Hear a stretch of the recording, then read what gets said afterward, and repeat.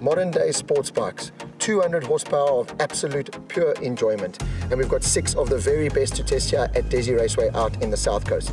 Joining me is Greg Maloney. And Greg, first time riding a lot of these sports bikes, and how lucky are modern day buyers and the masses to be able to ride these machines? Unbelievable, really. I mean, if you're a modern day motorcycle rider or you're just a first time rider, you've got an array of motorcycles here that is second to none.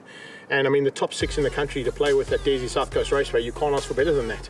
To get out here and have the opportunity, a big thanks to Ride Fast and to Dunlop for giving us the tyres, and to everybody for supplying us these magnificent machines. But Rob, as you say, literally, I don't know what to say here. There's a couple of riders that were with us today.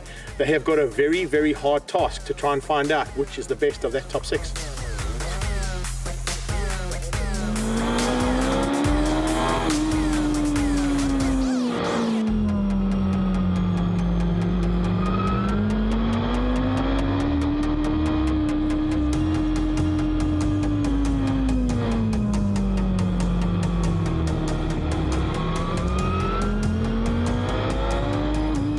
So what we did is myself and my brother Sean Portman, we took each bike, we spent the whole day on the bikes and did all the other riders, and then my brother and myself went out on each bike, 1 warm-up lap, 2 flying laps to see which bike came out with the fastest lap time.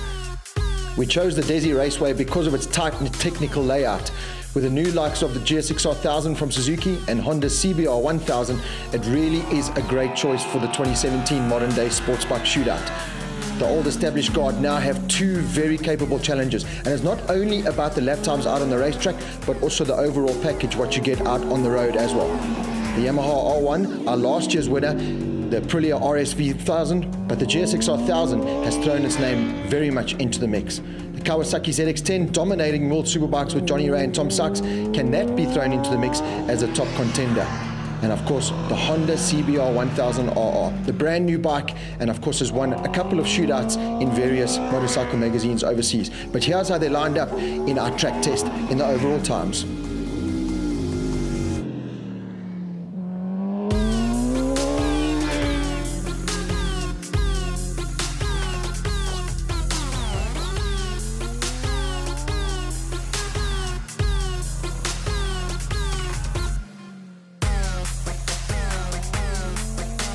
So the overall winner in the lap times, the brand new Honda CBR 1000 RR, a 1 minute 18.8, which was very surprising to me because it's definitely not the fastest out of all the bikes, like 20 horsepower down, but it handles superbly well on the Desi racetrack. But let's hear now from the other test riders that were along on this test, what they had to think about the bikes. Each one appeals to us in a different way, touches the senses in a different way. The Aprilia, absolutely stunning motorcycle and really just gets you involved in the motorcycle and gets you part of the motorcycle. BMW is just, wow, it's just something else. The electronics all work fantastically well and very, very confidence-inspiring. The Yamaha for me was absolutely brilliant, but a little bit too much for my potential, really. And my favorite for the day was definitely the Suzuki. Just sits right, feels right, goes well, stops well. For me, my type of riding, my style of riding suits me absolutely perfectly.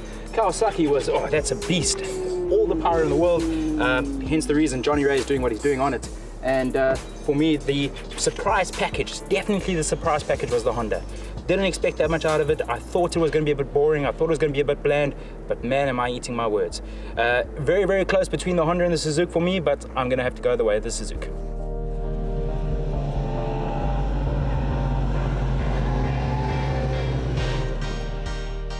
In my eyes, they're all amazing, but I must say from my riding style and the love for bikes, I must say the Kawasaki was really great. It's probably one of my favorites, and then second up is the Honda. It's a really easy bike to ride. It feels very stable, and I had a complete joy with it. I just want to thank everyone for making this possible. I really enjoyed the Kawasaki. It's a great place to be. The atmosphere, the titanium pipe, it pops, it gurgles. It's just super exciting to be on. The Suzuki, brilliant as well. Just a bit disappointed with the brakes. The Yamaha, superb as well. But exactly like the guys pointed out, a little bit sort of too aggressive. The Aprilia, fantastic, sounds amazing. Very good looking bike as well. The BM was superb as well. I really enjoyed the quick shifter on the BM, works really well. The auto blip I struggled a bit with. Overall package, the Honda was really amazing, and I've ridden it a couple of times, so very impressed. Aprilia RSV 1000, beautiful looking. Sound that it makes, the handling, phenomenal. Going on to the BMW, easiest bike to ride. Got a lot of nice features on it. Lean angle, all control. You're able to see how far you're getting down. And going to the R1, I must say, beautiful motorcycle. Turns in well, brakes extremely well, however, on-off switch. A little bit too aggressive. If you faster riders, this is cleaning up on the South African race circuit at the moment, so very well done to Yamaha. The Suzuki, I must say, personal point of view, I was a little bit disappointed. I'd expect a little bit more from it. However, the amount of power that it was able to get down on the road was phenomenal. Braking, not the greatest out there. Quick shifter would have made this bike unstoppable. The Kawasaki ZX-10, I must say, I probably loved this bike the most. Traction control works well. The titanium pipes, it gurgles, it pops. The quick shifter works phenomenally. You feel so confident on this bike and you are able to go fast. Finishing off with the Honda CBR 1000. What a beautiful bike. Handles tremendously well. Out of all the Japanese bikes, I'd rate it to be the best top handling motorcycle. And as an overall package, I was very impressed. From my point of view, every single motorcycle had something special. Starting with the Aprilia, you look at the absolutely amazing cockpit. You literally hugged in there, and probably one of the easiest bikes to ride here today. Then you get onto the BM, probably the most confident, inspiring motorcycle I've ever been on. It really, you climb on it and you're going to go fast from the word go. And that's really what this is all about, to see what you can do on motorcycles. The Yamaha, a little bit too much for me. It is all or nothing. You literally don't have a choice in between. It literally throws you in the back and then throws you in the front, and there's just no way to play around. My favorite, of course, would be the Suzuki. I've been a Suzuki rider for a long time.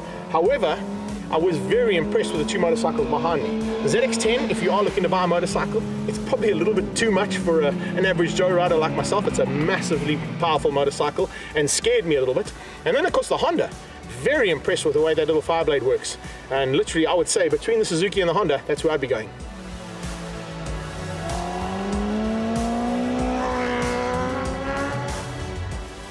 So after around 150 laps on each bike, we are finally finished here at Desi Raceway, and I'm going to give you a quick rundown of what I personally thought of each motorcycle. Starting with the Honda CBR 1000, the brand new bike for 2017, and very impressed. You climb on it straight away, you just sit nicely in the bike. It's so narrow, definitely the smallest out of all the bikes, and the easiest to flick through the turns, especially at Desi. You go from one curb to another, and the undulation here really takes its toll on the body, and the Honda just handled it superbly well, and fitted with the Dunlop Q3 tires, it was like a match made in heaven. Moving on to the Kawasaki ZX-10, and myself and the Singh have had to kind of bite our words a little bit, because we've criticized this bike quite a bit in the past, but today at this test at Desi Raceway, this bike just blew my mind. For me, the color scheme and the sharp edges and the lines of the bike, the prettiest bike out of the 6 bikes we've got on test. Suzuki's brand new GSX-R 1000. Suzuki have done an incredible job.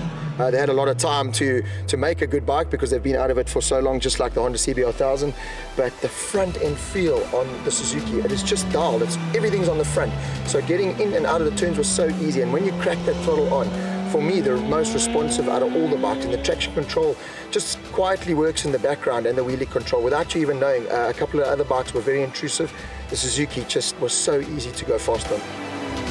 the Yamaha R1, ideally built for a racetrack. It was a little bit harsh, the suspension is very hard and rigid, but the bike turns and handles superbly well, and the power is what really highlights the Yamaha R1. The BMW S1000 RR, a little bit too intrusive for a track rider like myself around the circuit, but for the ideal target market, the track day rider, it is the perfect motorcycle. It does everything perfectly.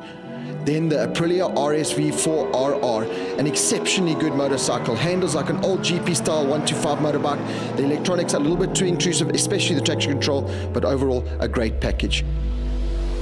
So then let's take a look then how they finished up in the 2017 Superbike Shootout. In ascending order, it was the Aprilia in 6th place, the Yamaha R1, the BMW S1000 RR surprisingly there in 4th place, the brand new Suzuki GSX-R 1000 in 3rd, in 2nd overall Honda's new CBR 1000 RR, and your 2017 Superbike Shootout winner is the Kawasaki ZX-10R.